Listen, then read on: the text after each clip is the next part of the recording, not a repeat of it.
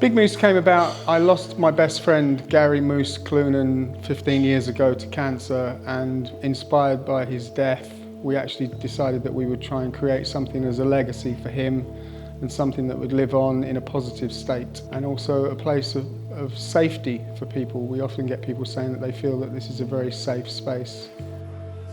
So we've been working with Future Generations for a few years now, since we opened the coffee shop in 2018. We've hosted meetings and events upstairs, and they just support us in everything we do.